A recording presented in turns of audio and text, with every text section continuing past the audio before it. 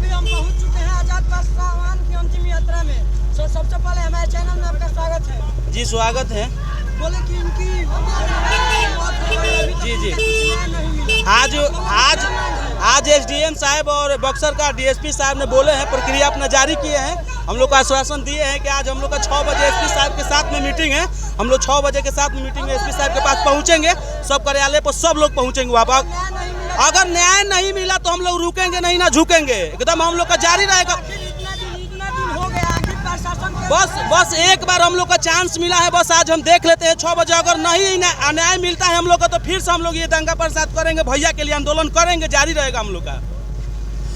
देखिए इतना दिन हो गया अभी तक न्याय नहीं मिला। देखिए यहाँ पे 2 तरह की कानून व्यवस्था है, गरीबों के लिए अलग है, अमीरों के लिए अलग है।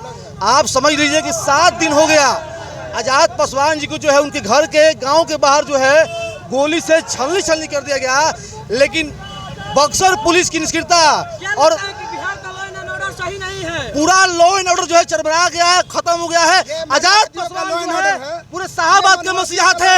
आजाद पासवान पूरे साहबाद के मसीहा थे। अगर जो है प्रशासन आनाकानी करती है तो पूरे बक्सर को जब जाम करने काम करेंगे। क्या बोले आप बोलिए तो। हम बोल रहे हैं ना कि जो हमारे यहाँ कानून व्यवस्था है, ये हमारे यहाँ कानून व्यवस्था है, जो मानववादियों का कानून व्यवस्था है।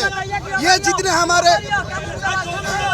ये मानववादियों का कानून व्यवस्था है, ये हमारे आजाद भैया को हत्या कराने में कानून का भी इसमें सहयोग है। ये हत्या कराने में कानून का भी नहीं। हम उनसे 24 घंटे का मांगे टाइम, 24 घंटे का टाइम मांगे उनसे। जारी होना चाहिए। राजनीति में हम लोग का कोई हम लोग का रुचि नहीं है। ये